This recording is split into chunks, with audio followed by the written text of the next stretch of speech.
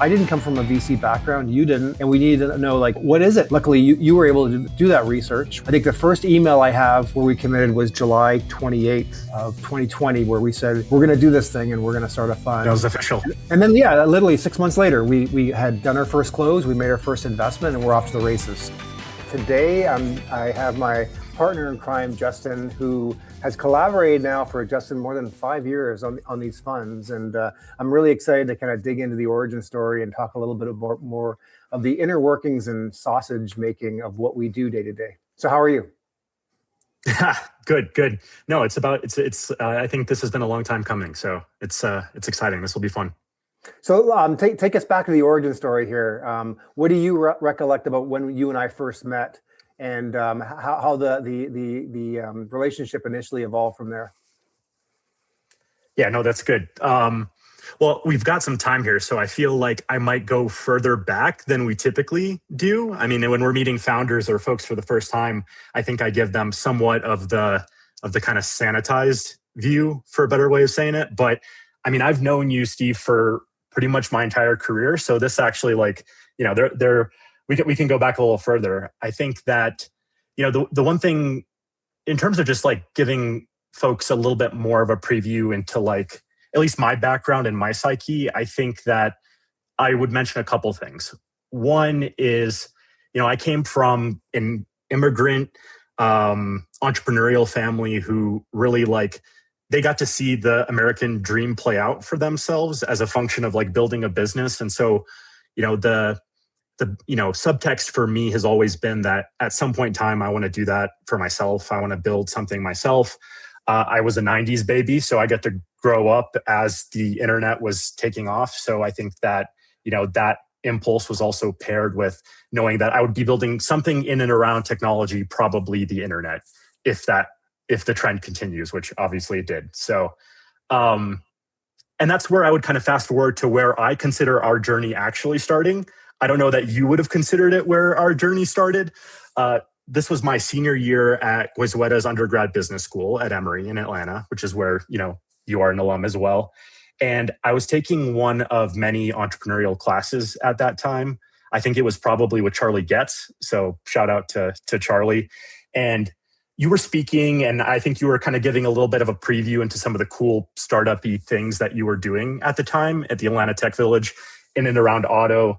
And so it was like one of, you know, 5 presentations that day, but like it stuck with me. That Steve Greenfield guy is like pretty cool. He's working on cool stuff in the Atlanta Tech Village. And so you made an impact on me that day, even though we didn't officially meet until a bit later.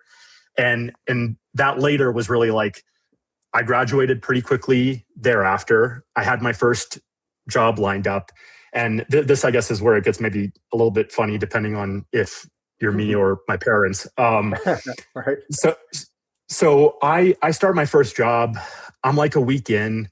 It was an internal consulting gig at AT&T. So I guess the sad part is I knew what I was in for. I had interned there, and, you know, don't get me wrong, super smart team. Like it was like they were taking over a work stream from McKinsey. So like lots of clean sheeting around procurement and stuff for, I guess, McKinsey people in the know. But it was fine. I mean, it was a great first job, but, you know, a weekend I'm like, this can't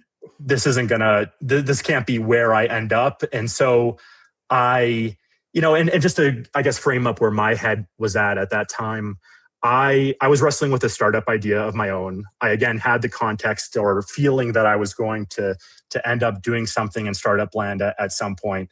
And so, you know, again, just a weekend, I'm like, okay, I need to do something here. And that something was reaching out to Steve Greenfield. So I reached out to you again as a function of that kind of, you know, talk you gave at Goizueta. And is that before you quit your job? This is before I quit my job. So this would have been like one weekend. You, for some reason, responded to me. We then went and grabbed coffee like a week and a half later. So this would have been at the Atlanta Tech Village. And for folks not in Atlanta, it's kind of the sexy startup-y, co-worky ecosystem that has really built quite a roster of successful startups around it. But anyhow, I'm meeting you for coffee, and like just the energy that I'm getting from from you, from like the environment, knowing you probably introduced me to like 3 other founders while we were having coffee. All of that just like bubbled up to be like, okay, definitely validated that like I need to get into this ecosystem. And so again, for better or for worse, I went into work that day and I quit. Just that day. After our coffee. Yeah, exactly. It would have been a couple hours later. I don't even know who I technically reported to in that team, but I had a meeting with like the head of the team, and I was just like, I actually have something to talk through.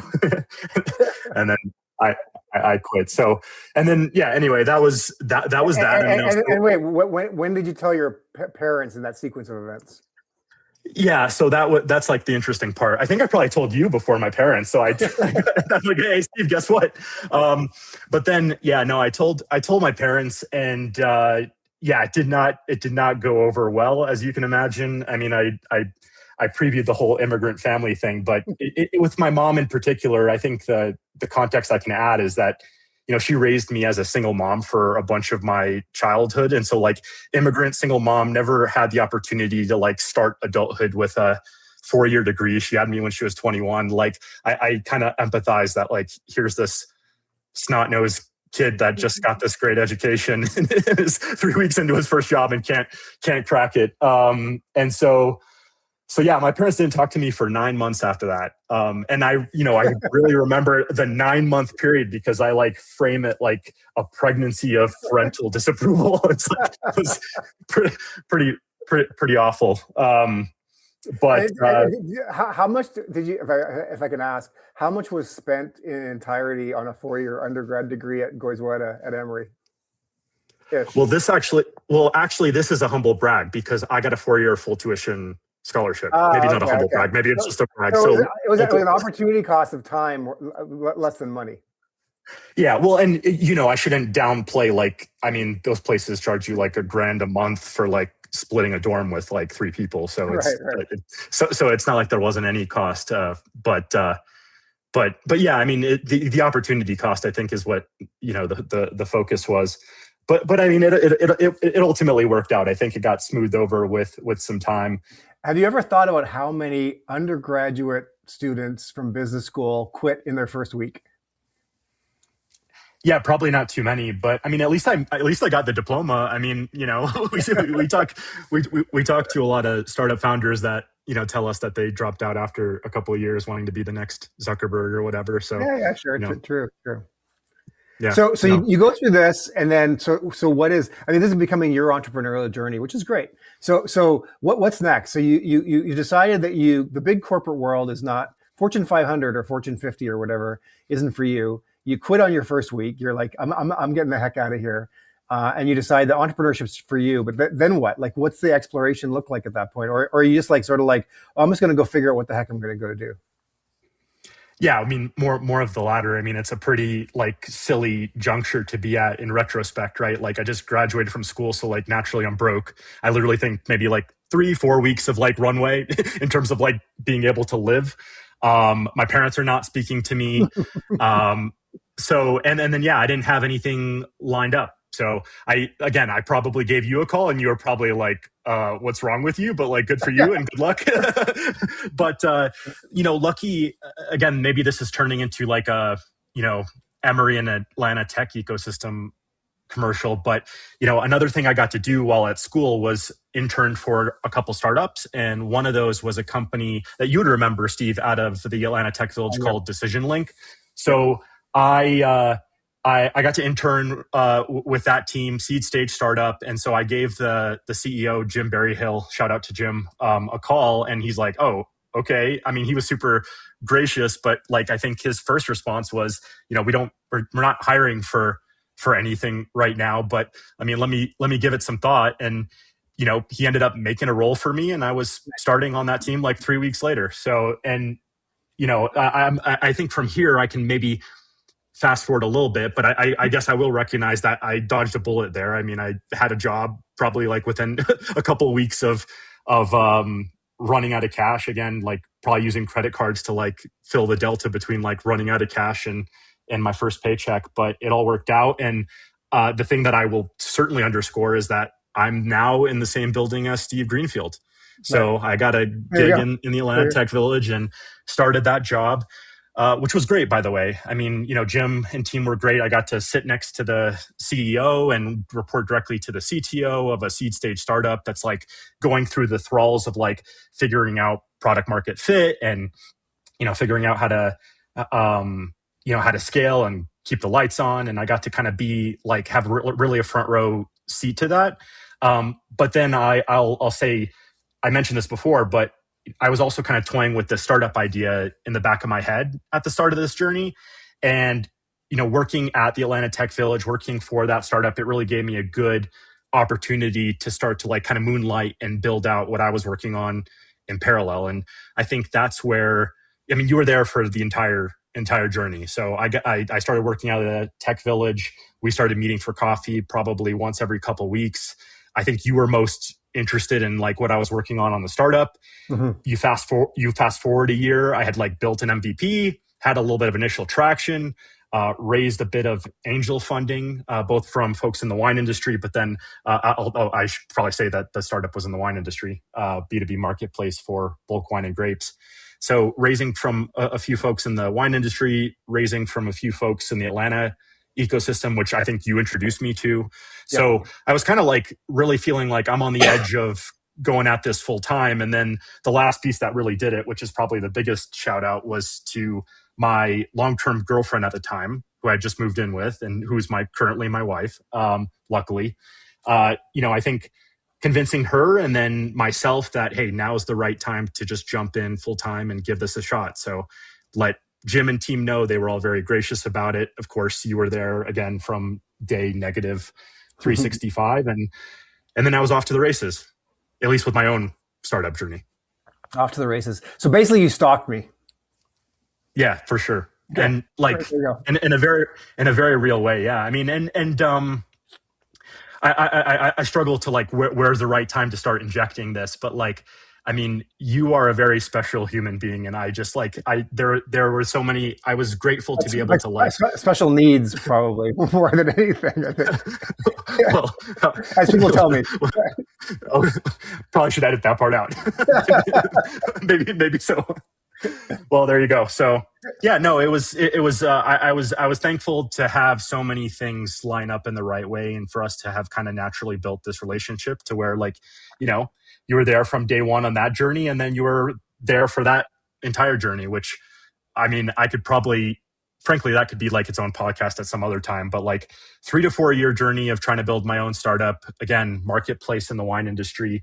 The punchline here is that startup didn't end up working out, but I got to like, I mean, the typical cliche, right? But I mean, it couldn't be more true. I just learned so much throughout that experience, mostly like what not to do. But again, I got to make like every single founder mistake that you can kind of imagine. Any ones that I didn't make were as a function of having folks like you in my orbit.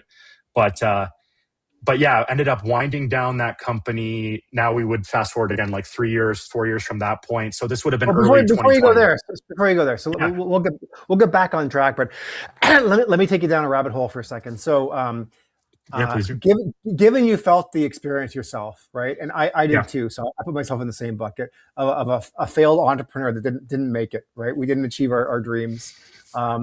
And now that you're investing, we've made now 55 investments after 5 years. And we talked about like how many entrepreneurs every single day. We look at 300 companies a month, invest in 10 a year. Do you think it's a more valuable experience to be an entrepreneur that failed or an entrepreneur that had success? He pauses. Yeah, well, I think it really depends on the journey. I mean, I think the trope is that you learn more from your failures, but I don't know. I mean, I kind of like, I think a lot of the successful entrepreneurs that we talk to, or that now are like mentors to our founders, that are LPs in our fund, that are just like in our orbit, they had several like instances of like near death, like company near death experiences. And so it's not, they come with a wealth of, I think, experiences. I would find it, at least from my experience, like kind of a rarity that someone just happened to strike gold on their first try. So, Right. I mean, the honest truth is probably successful entrepreneurs on balance are still more helpful and probably have like learned more. And I think that at least demonstrated more of the right attributes to kind of get them to success. But there's no doubt that, you know, you learn a ton in your failures. And I guess to connect it back and contextualize it for us as a fund, I mean, we talk to second time founders all the time, and we still weight folks who have tried and failed like pretty highly. I mean, it's certainly like it again, maybe it doesn't cash in as high in terms of like, you know, the terms you receive on your safe note as if you were a second time founder with a great success, but it's a big check mark for us, no doubt. Yeah. Okay, cool. So sorry for the rabbit hole, but let's go back to you. So now fast forward. So you get to the end of your entrepreneurial journey. Yeah, I get to the end, and so it's actually again, funny isn't probably the right word, but interesting timing that, you know, we wound down the company. We sent like letters to our customers on like March 1st, 2020. So if you can kind of put your head back into what was happening right around March and April 2020, like I can't actually blame COVID for the demise of my startup. There are a number of other reasons, but I can't blame COVID. But yeah, I wound down my startup. You know, in parallel, I know we were chatting. I was chatting with a number of folks. I think I was staying very close to all of my investors, as you'd expect, and you know, a couple of my investors and you threw me some kind of like project work, I think. And that was like, you know, it was a good transition from, you know, feeling like the death of my baby to like, hey, like what's next? I know I want to try something else, but I don't know exactly what I want to do right now. So let me kind of keep myself busy with interesting things. So, so you and I started actually like working together. I mean, beyond just kind of the mentor-mentee, company advisor type relationship, we started doing actual work together. One of those, I know you had a board role on a company, and we started looking at some strategic work there. But the more interesting one was what at that time I would have considered kind of a passion project. I thought like Steve's given me some like, I don't know, pity work on a passion project. And just to kind of lay the foundation for everybody here, it was obvious to me then, but it's even more obvious now, clearly, that, you know, Steve, over your career, and I mean, we should transition here to you hogging the airwaves, but you've really become like the startup guy for automotive, and that was already clear to me then, and I wasn't even like really sucked into your orbit yet in that way. And so the context was you were making angel investments, but more so you were already like a super connector in the space. And the thing that you basically kind of, you know, presented me with is like, hey, Justin, I'm amidst a bunch of chaos here where I'm constantly talking to early stage founders, which I love, some of which need funding, some of which need to talk to customers, some of which need like channel partners. And I'm trying to do my best to connect them, especially the folks who need capital. But like beyond, like if I just am instantly drawn to it and want to make an angel investment, I'm like trying to introduce them to other potential investors, but then balls get dropped. I'm not following up on it. This is kind of a mess. Let's try to do something like, one, to make my life easier here, but also like I think there's an opportunity in the ecosystem to like fill a gap for these really early stage entrepreneurs, like in terms of helping them find capital. So I think the explicit mandate from you was, what would it take to start an angel network? So that was like, I think that's what started this exploration. And we started looking into it. I think we started having, you know, weekly meetings. I was like talking to all of the big angel networks, and not to jump the gun, but I think what we came to realize, and this is no like crack on angel networks, I think they serve a great function. But for us, I think what we started to realize is like, if the point is to be as like entrepreneur friendly and solve as many of the entrepreneurs' problems as possible, sometimes angel networks make that a bit challenging, right? Like you as an entrepreneur go pitch an angel network. If it's a really good one, they try to like aggregate everybody's questions for you. So you're just talking to one person. They help corral kind of the funds. They have a good sense of like what check size they can hit, but often it's pretty much hit or miss. I mean, some angel networks, you have no idea if like one person's going to raise their hand or if 12 are. And again, you're kind of triaging, you know, however many people's diligence questions.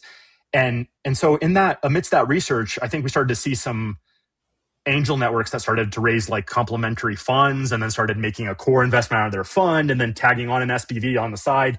And then I think I feel like I remember the exact call that we were just like, should we just raise a fund? Like, isn't that the best way to like solve this problem for entrepreneurs? I mean, like if we have the committed capital, we don't have to work on corralling people, or like we're like a one-stop efficient shop. And then that project turned into something totally different, which is ultimately how we got here. Yeah, so you're doing research. We're evaluating angel network versus fund, and then sometime in July of 2020, we decide, nope, we're going to do this. We're committing to raise a fund, and then 6 months later, we did our first close on the fund, and we did our first investment. So, and here we are now later with 3 funds and 55 investments, and we're on a nice trajectory. Yeah, so I think it's probably good for me to pause here and just like, where was your head at amidst all of this? I mean, I like clearly the background for me was always like, here's Steve, pseudo celebrity status in auto, and having such like an awesome career and network in auto. But like at that exact juncture, I think you were at TrueCar, you were contemplating your next steps. Like how are you kind of interpreting all of this in real time? Yeah, so let me rewind a little bit for me. So I got to 2014, and I had spent almost 15 years at Cox Automotive, which was Cox Automotive at that point. Prior to that, I spent 10 years at Manheim, and then 5 years at Auto Trader, or almost 5 years at Auto Trader. About a year after, they decided to bring those two companies together, and I was one of the only employees that had spent time at both to build a much larger company. And then that platform now has acquired a bunch of companies. I sort of said, I'm out of here, right? I mean, at that point, I had spent almost 15 years. And I, like you, although it took me 15 years in the corporate world, realized I did not want to be a cog in a big machine. And I wanted to go out there and establish my own thing, whatever that would be, which made me leave. I left in April of 2014. And shortly thereafter, around that time, I started Automotive Ventures and registered that URL in that company, which not knowing that then, ironically enough, very 10 years later, great name to start a venture capital firm 10 years later. But we iterated through a bunch of ideas. I raised money early, as you know, back in 2014, 2015 from a bunch of people. And we were building solutions back then for either car shoppers or it evolved into more dealer-facing tools.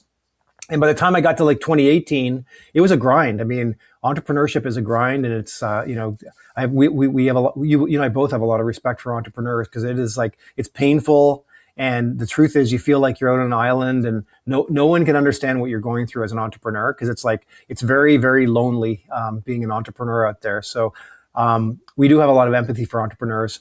But I didn't want to go back and get a corporate job, but I kind of was forced to. I'd maxed out my credit cards. My credit score was low as a result of that. And like, I was like, okay, well, worst case scenario, I guess in the back of my mind, I always had like, I can always go back and get a corporate job, which thankfully I did. So I went out and spent a couple of years at a TrueCar on the West Coast, kind of reset that company. Paid off all my credit cards, got my credit back to a good standing, and was lucky enough to get back and ready to have another go at it. So I like you, I resigned just before COVID. I didn't know it was coming, but I think it was like March 1st of 2020 when I resigned and said, hey, look, I'll stick around for another month, but that's all you're going to get from me. Not knowing that in 2 weeks we were going to close the offices out in Santa Monica. The truth was my lease was up. The 2-year expiry of my lease was up early April. So I kind of timed things. So like I was going to get the heck out of Santa Monica and get back to Atlanta. And I did. Although I ended up renting a Hertz minivan from LAX. And, at that point, so this is like April 3rd of 2020. There was no one renting minivans from Hertz. There was nobody renting from Hertz. So I went to LAX airport the night before I was going to leave LA. And they were shocked to see anyone was renting anything at that point. And I remember distinctively going on Amazon. And if you remember that point, with COVID, you couldn't buy swipes, right? Antiseptic swipes, because there was a run on them, and I had to buy a $25 bottle of alcohol, and I rented this Hertz minivan, and I wiped down all the interior surfaces because nobody knew what we were dealing with COVID, right? So I was like, Hertz has said they've disinfected this minivan, but I also then took half an hour and I disinfected all the surfaces inside this minivan. And the next morning, I packed up my stuff. I put 3 cats in the back of this minivan, and I drove across country. And I left LA at 10:30 in the morning on Friday, and I pulled into Atlanta at like 6 a.m. on Sunday morning. And I had 3 very unhappy cats in the back, which motivated me just to drive all the way cannonball run style across the U.S. But yeah, anyway, to answer your question, I came out of that corporate experience, luckily having a pretty massive reset, and I had 3 hypotheses that I kind of ran down that year, and you helped with one of those hypotheses, which ultimately ended up where we were. So I had 3 different business models that I wanted to potentially test, which we did. You and I did for the first 6 months of the year. We decided to focus on this VC fund. And then the last half of that year, after we trimmed the other 2 branches, you and I went all in. We got committed. We ended up raising a very small fund, a $7 million fund, and got started. And the rest is history, I guess, or at least the first phase of history that we're 55 companies in. But it was serendipitous that, one, you had sadly were winding down your company, but that you were available to work with me the first half of that year to kind of research what would this look like, because I didn't come from a VC background, you didn't, and we needed to know like what is it, what's needed to stand up a VC a firm, and luckily you were able to do that research while I was toiling around with these other things that I was potentially going to do. And then we committed. I think the first email I have where we committed was July 28th of 2020, where we said, we're going to do this thing and we're going to start a fund. That was official. Yeah. And then, yeah, literally 6 months later, we had done our first close, we made our first investment, and we're off to the races. So, and here we are mid-flight on what has become like quite a journey that you and I are on. And it's pretty exciting.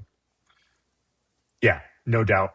Well, this is a little bit maybe disjointed, but one thing I don't want to lose track of is an important kind of framework for us at that time. I know was we were looking at your angel portfolio, and I know us looking at that and kind of hypothesizing like, well, if this is how if this was a fund, how would it have done? And there was like, it was very much a power law type situation. And I feel like that was part of like the arc of us actually deciding to commit to this. So maybe this is as good of a time as any. Like, is it worth chatting about that investment a little bit?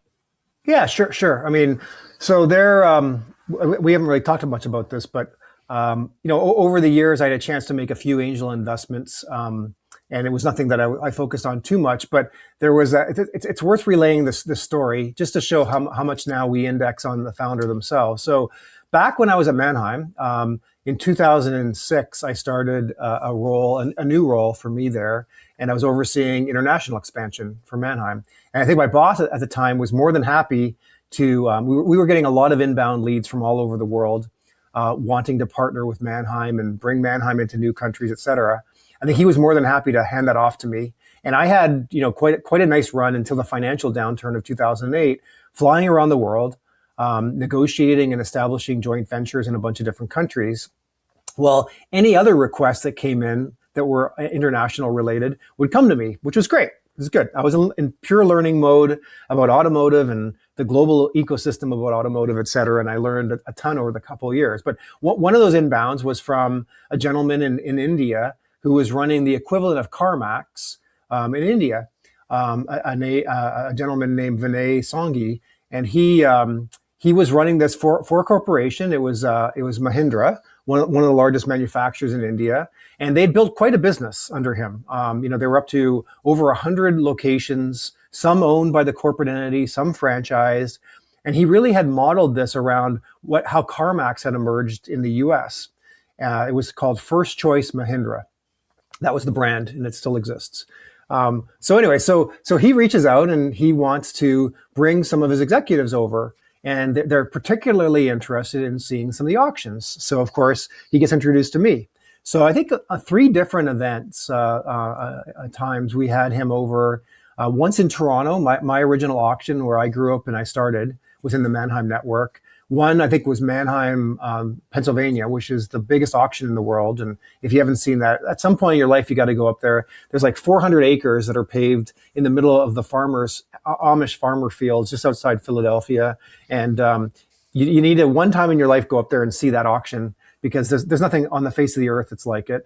And then I can't remember where the third one was. Some other, maybe it was like Riverside, California, which was a big auction out in California. But he wanted to really understand the DNA of Mannheim and the auctions, et cetera, because part of what he eventually built was auctions over in India. So anyway, so fast forward a couple of years, and somewhere around 2008, he reaches out to me via phone and says, Steve, I've decided to leave Mahindra and I'm going to start a business. I was like, oh, that's great, Vinay. That's really great. And he says, we're going to raise a small round, like a friends and family round. And I wanted to see if you wanted to put some money in. I was like, Vinay, I've never made any investments before. I wouldn't even know, and I don't have a lot of money. And he said, well, any amount would be fine. And so I asked him, what are other people putting in? And he said, really, any amount would be fine. We're going to raise a very small amount of money to get started. And I said, well, great. I'll put in $5,000 if you'd accept that. And I did. In hindsight, obviously, I should have put a lot more in than $5,000. That $5,000 was into a company called Motor Exchange India. And I've been on this interesting journey with Vinay. He's still running that business. Now that business is called Car Trade India. It's the largest classified marketplace in India. It's the largest auction company in India. He's built a whole suite of software around it. But he was a truly talented human being. I knew that at the time. He's about my age. He might be a year or two older or something. But it's been fascinating now. So here we are, whatever that is, that's 18 years later. It's hard to even imagine. But I've never sold. And every time Vinay would raise more money, and he raised a lot of money over the years, he would reach out to me and he's like, Steve, I'm going to raise more money. And this time it's from Temasek, or it's from Warburg Pincus, or whoever it's from. And all the blue chip VCs invested over time in what became Car Trade. And he said, do you want to sell your shares? And I eventually told Vinay, I said, look, Vinay, here's the deal. If you ever want me to sell my shares, I will. But if you're continuing to run this company and you don't want me to sell my shares, quit calling me, because I'm not interested in selling my shares. Remember, it was a very small amount that I invest. At the time, it seemed like a lot, but it was a very small amount I invested, and I just left it in. So the interesting thing is, he went through, I think, up to Series J, however many rounds that was, 10, 12 rounds of funding. Eventually IPO'd the company. It's publicly traded now over in India. Interestingly, along that path, I introduced him to one of his board members, Chip Perry, who I worked for at AutoTrader, the founder of AutoTrader back in the day. So Chip's on the board. And then, more recently, I've joined the board. I never sold my shares. So I've got something like 25,000 shares of Car Trade India. And that $5,000 investment is worth I don't know, $1 million now or something. And it's still over there in shares in Car Trade India. So I still know Vinay very well. He's a formidable entrepreneur. And I would say that you know this very well, Justin, but there are very few humans that can start a company from scratch and be a very, very successful public company CEO. You can probably name them on one or two hands, because typically the companies outgrow your ability to be able to execute, right? I mean, your skill set that brought it to this point isn't going to be able to get it to the next point. And Vinay is one of those unique human beings. If you spend time with him, you'll realize his brain isn't wired the same way as most humans. And interestingly enough, that's kind of what we're looking for now to invest in. But I'm still a shareholder. I am now on the board of a public company over in India, the largest and dominant classified site and auction company over there. Thrilled to have had that journey now. It's been a long journey that Vinay and I have been on, but it did, to your point. I mean, I guess if nothing else, that experience really opened my eyes to, what the potential is if you are able to identify a founder who's truly talented early on, who's hunting some really, really big idea, has related experience, which is important, and has an articulated plan for how to build a company and then build defensibility around it, which ironically enough are like important traits that we look for today as we're investing others people's money in our funds. Yeah, no doubt. And I mean, again, when we were doing some of that modeling, you don't need too many 150 to 200x outcomes to like make a really, really great fund.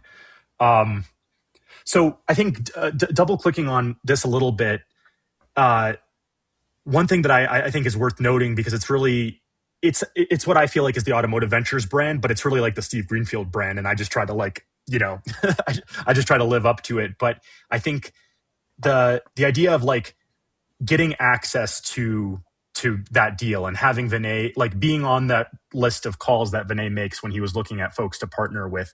I mean, like, how do, like, maybe I'll turn that over to you, Steve. Like I would consider it like paying it forward as a part of the Automotive Ventures brand. And it's still what we could try to do. But I mean, you've been living that for a long time, and it's really opened up so many of the great relationships and opportunities that we have in our firm. So, I mean, how, I guess, kind of walk through that dynamic, and like, I guess how it's also how we try to scale it as a firm now.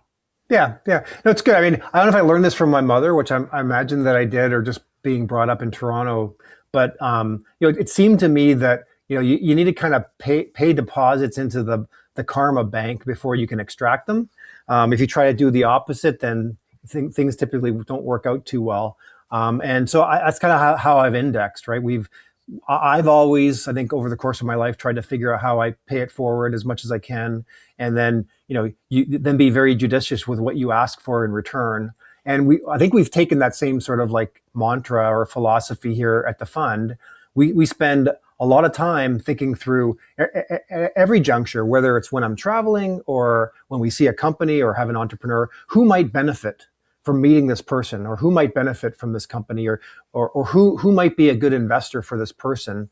And this is very typical. Like we have calls with entrepreneurs, and we aren't talking about investing in their company. We're like, how can we help you? Like, who are you trying to meet that we can introduce you to? And then we go to work. We try to like really help these folks, because if we can prove to them that we're going to be valuable after we invest, then we might actually earn the right to invest. So there is an interesting dynamic. You and I, Justin, discussed it a lot, but we should talk about this. Is like for the audience, we are lucky enough now to see like 300 companies a month, and I don't know, there are a lot of funds out there that see that volume of companies, and not to say that they're 300 high quality companies a month, but they're 300 companies a month, and our job is to, from that sourcing of companies, pick the ones that we want to invest in. So I would say of the 300, Justin, you would know better than me, but we probably actually talk to 15 to 20 of those in any given month, have an initial call, right? So, something like that ratio. And then from those, I would say most of those don't earn the second call. But I liken it to, and people may not like this analogy, but I liken it to sort of dating. After you've dated for a while, then when you find the person, you're like, okay, like drop everything else. And that's the person now. I need to go hunt and pursue this person. And investing in startups is not too dissimilar from that. It's like, we may filter through 300 a month, but you got to find the gems. But the interesting thing is, and entrepreneurs should think about this, is like, in some ways, the roles kind of reverse. When you find the really, really, really talented entrepreneurs who are chasing down really, really good ideas, and somehow they're uniquely positioned to find success, whether it's they've had a role in the past where they discovered this problem, or they've got related experience, or whatever it is. I mean, Justin and I can tell you, like, it's within like the first 3 minutes of a call, you're like, whoa, hold on a second here. I mean, now the light bulbs are going off, and we're saying, here's a unique human, and typically the best entrepreneurs are a little abnormal, in one way or another. They have related experience, and they have some way of thinking about attacking this problem that's unique. And it's those times when you realize it may actually be hard for us to convince this entrepreneur to take money from us. And that's when I think this paying it forward really, really comes into play. And I'm sure Justin can tell you all kinds of stories, and I'm sure he laughs behind my back when Steve flips into this mode, and suddenly, like, I start hunting the entrepreneur, and I'm like, I need to do as much as I can on the remaining 27 minutes on this call to convince this entrepreneur to have the next call with us. And I start brainstorming with them, like, what do you need right now? What can I do right now to help you? And then I guess that's paying it forward. But I'm trying to earn the opportunity, earn the right to get onto their cap table through an investment. And it doesn't happen very often, but when it does, for me, it's kind of exhilarating and exciting because it is kind of like dating. But we are only going to marry or couple with 25 investors per fund, or like 10 entrepreneurs per fund, or 10 entrepreneurs per year. So we are super selective with who we actually go pursue. But I'm happy to signal to an entrepreneur just how hard we're going to work on their behalf to try to make them and the company successful, so they know what they're getting into should they decide to enter this marriage with us and allow us to invest in their company. That it is a little bit of art and science to make sure that you're signaling to the entrepreneur just how valuable we can be if they decide to take money from us. And so it is a bit of an interesting dynamic. But just to give you a little bit of inside baseball about what our lives look like, I'm always very excited when we actually get on a call with one of these unique entrepreneurs, and then try to hunt them down to convince them to allow us to invest. Yeah, and the piece that maybe I'll underscore, because this is more the case when we talk with folks outside of venture, or even frankly, even like our LPs. I think most folks don't recognize that, like, internally, like, our posture is being extremely grateful to talk with entrepreneurs. Like, it is true that we see 300 deals per month, and we can be very selective now about who we invest in. But to your point, like, the great entrepreneurs, they don't need our capital. I mean, there's a lot of money sloshing around right now, so it really is about, like, kind of these, the value add that we can provide, and I think we have to kind of, like, win the right to be on the cap table. It is funny that you mentioned that, like, it's that, I think maybe stories for one-on-one conversations, but sometimes Steve is known to misfire a little bit. But there are these strong signals when we see them.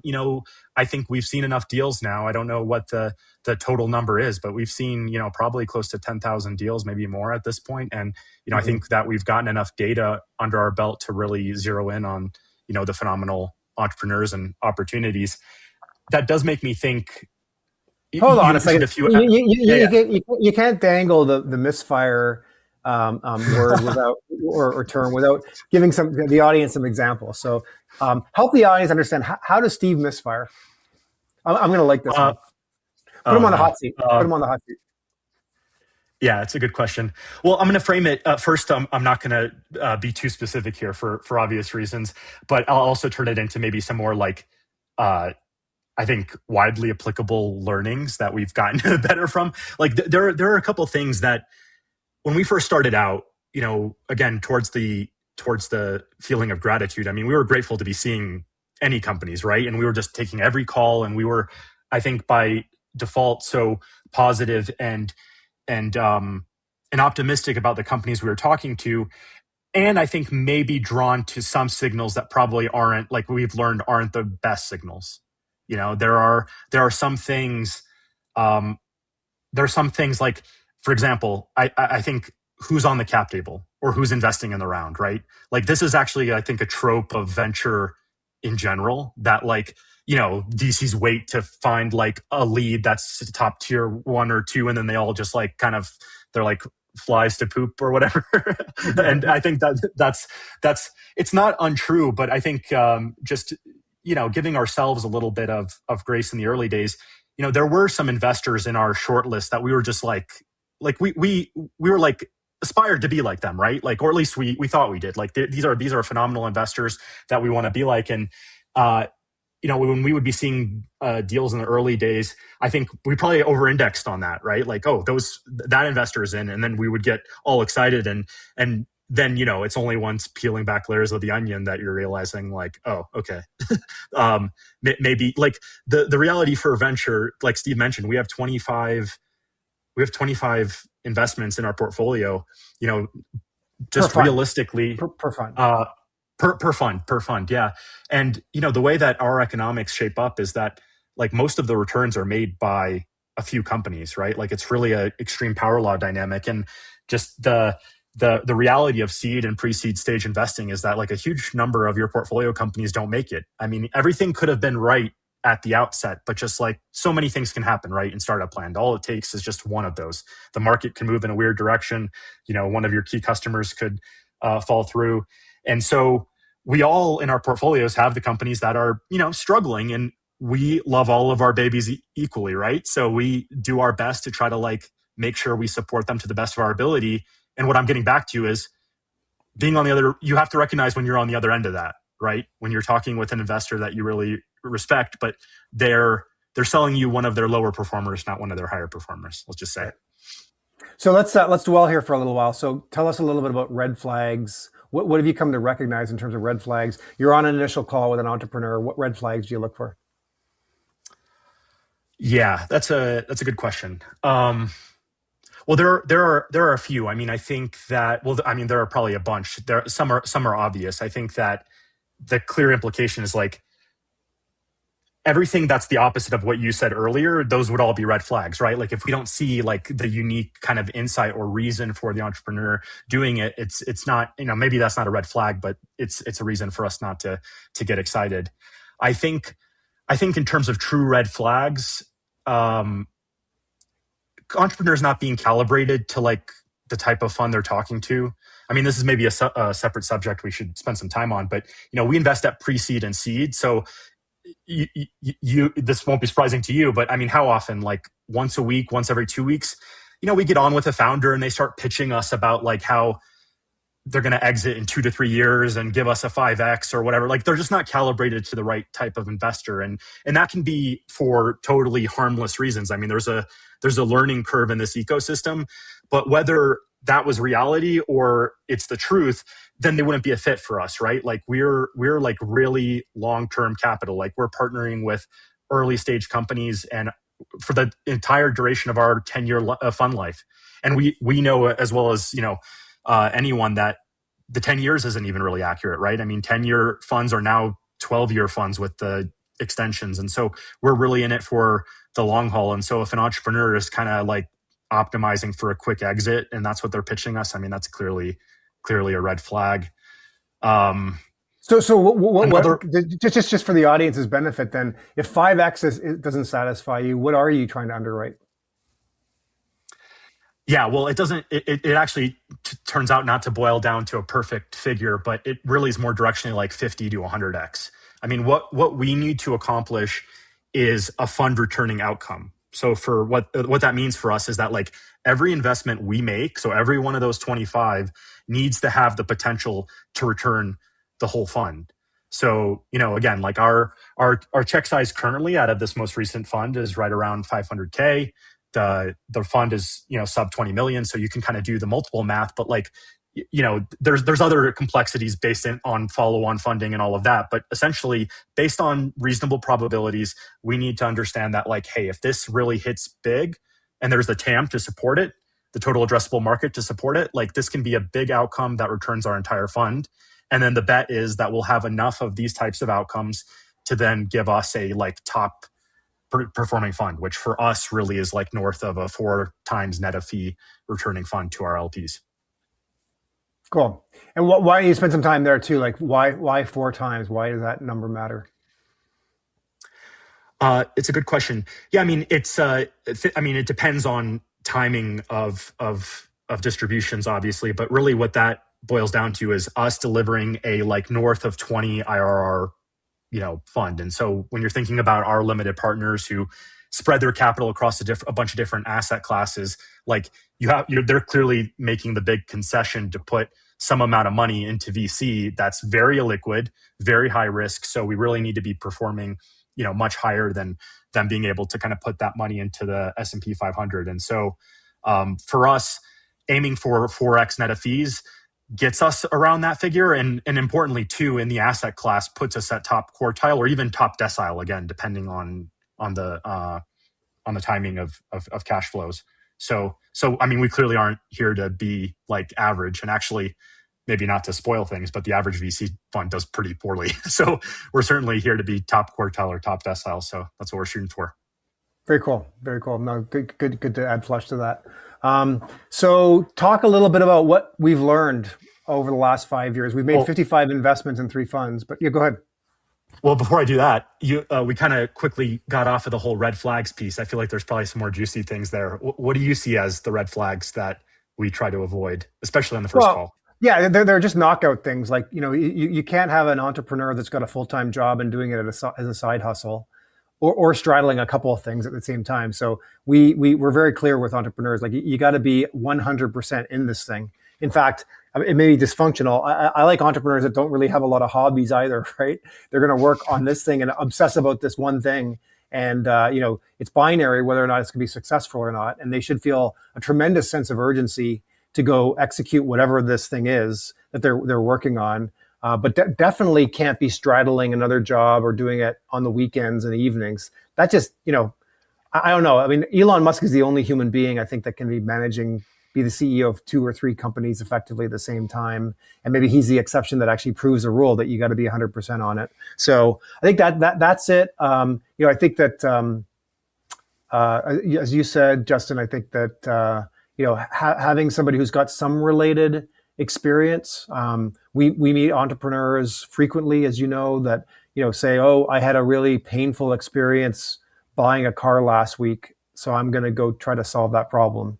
And that's great, but you kind of want somebody who has felt the pain of the problem and has felt it for some time and dwelled in that painful problem, as opposed to somebody who just like has been looking for a problem to solve and comes across something in automotive or mobility. And then maybe a third one is just in terms of, and maybe related to the first one, is just having a chip on your shoulder, right? Some internal dysfunction in terms of why you have to go do this thing. Like you're going out on the hero's quest, and we talk a lot about dragon hunting, that you're going to go after, you're going to leave the cave with your weapons to go kill a dragon and vanquish a dragon. And one, the dragon has to be big enough. You talked about total addressable market. We aren't backing people who are hunting with baby dragons, like little dragons, that even if you're successful, it isn't going to amount to too much. But there has to be like a plausible story in terms of like why you're doing this. Like you felt the pain, or, I've got some weird complex with my parents that I need to prove, or whatever it is. It doesn't really matter, but it has to be something where when we dive into the psyche of the entrepreneur, there has to be like a real reason that this person's going to like not let up until they are actually successful. And I think that's very important. Like the motivation of why I have to go do this thing is probably as important as what it is you're going to hunt, and making sure that the dragon's big enough. And I think all those things kind of factor into our calculus on the first call to really say, okay, is this an outlier entrepreneur? Are they hunting a big enough dragon? Have they got some unique insight about how they're going to hunt the dragon? And then why are they hunting the dragon? Because there's got to be some reason beyond just like, oh, I want to have a dragon head on the wall. No, it's got to be like some really deep down inside reason that you're going to like stop at nothing until you actually solve this problem. Well said. There you go. So I think we're just about out of time here. So I don't know, was there anything else in particular that you want to cover? We're going to have to do another one of these, obviously, but did we not cover anything that you wanted to cover? Yeah, I mean, I think what would probably be worth spending a couple seconds on, and maybe it's self-evident based on everything we've talked up to now, but like, I think why invest at the stage that we're investing in, and then why automotive, why mobility? I mean, adding maybe some color there would probably be helpful. Yeah, cool. So let me have a go. So one is automotive and mobility is all I've ever done. So again, just like we look at our entrepreneurs, why are we going to be a good fund manager? I can tell you, I would not be effective if I was trying to invest in Bitcoin, or if I was trying to invest in healthcare software. I mean, you might as well go find some other fund manager. But my whole career has been focused on learning as much as I can and networking as much as I can within automotive and mobility. So if I have intuition in any area, that's the area in which I have intuition. And then obviously, Justin, I've dragged you into this, but now you've got at least 5 years, 6 years of intuition that you've built up around automotive and mobility. So we are specialists. And then the Venn diagram, the concentric ring around early stage is, I think that what we've learned is, one, it gives you this unique opportunity to get these outlier returns. When you're investing in a company that's either sub $20 million or ideally sub $10 million valuations, then you have a chance of getting a 50 or 100x return on that initial investment. It allows you also to dwell in an area that I really like, which is the ambiguity of like sort of seed stage entrepreneurship, where, you know, they may have an idea of the idea that they want to go after, and they may have a concept around how they want to go after that idea, and may have related experience. But I kind of like the uncertainty, the fog of war that the early stage entrepreneur is in terms of like, I haven't quite figured out exactly what it is that I'm going to go build, and exactly how people are going to pay me, and then exactly how I'm going to go to market, and exactly how I'm going to scale, but that's okay. You know, a growth equity investor that's investing far later than us, but at Series B or C, wants to know, you know, how many, I'm going to give you coins to put in the top of the gumball machine. And when I twist the handle, I want to know how many gumballs come out and what those gumballs taste like. Well, we're living in a world where we don't even know, is this a gumball machine? Never mind, like, what kind of gum is going to come out the bottom. And that's okay. I think I really appreciate entrepreneurs at the stage at which we're investing. And I think we're uniquely equipped to help entrepreneurs with our network, with our operating partners, with our experience, to help them define exactly what it is they're going to go do, and then work to build into a replicatable machine that later investors then can put coins in the top of the gumball machine and twist. We're way earlier than even understanding, is this a gumball, that machine that we're investing in? No, I couldn't. I mean, all of that clearly resonates. And as you note, I mean, you pulled me into this industry, but like, I couldn't be happier to have been pulled in. I mean, it's funny because I don't even consider myself a car guy, even though I was the teenager who like saved up his entire life to buy the Mustang and then do all kinds of really stupid things to it, straight pipe it and like slam it and all these things. But I think that, you know, everything that you mentioned, I think that, you know, we're not helpful, or I guess not nearly as helpful on like really fine tuning a replicatable like sales motion or something like that. But getting you your first few customers, I mean, we like the amount of leverage I think we can exert with the type of machine that we want to build, meaning like the firm, and being more like relationship driven. I think that it's just a great place in the ecosystem to sit. And, you know, especially if you look outside of just automotive and mobility more broadly, we're at the intersection of like so many like amazing, enormous trends. I mean, kind of an energy transition, autonomy, like all these things that are really coming in fast against the backdrop of, you know, in automotive retail, for example, like, you know, the second biggest purchase that most people will make in their life. And just like that experience, there's just so many nooks and crannies of opportunity and inefficiency that like are kind of ripe hunting ground for the right entrepreneurs. 100% agreed. Well, it's a pleasure to be on this journey with you. I feel like we're only in the very first innings or whatever, but I think like, I'm really interested to see how this thing blossoms and grows. And yeah, it's great to be on this journey with you. Well, I really hope you enjoyed this episode of Greenfield. If you're a founder or investor in mobility and something here sparked an idea, I'd love to continue the conversation. Please subscribe to the Automotive Ventures Intel Report and reach out to me. I read every message and respond personally. We'll see you next time.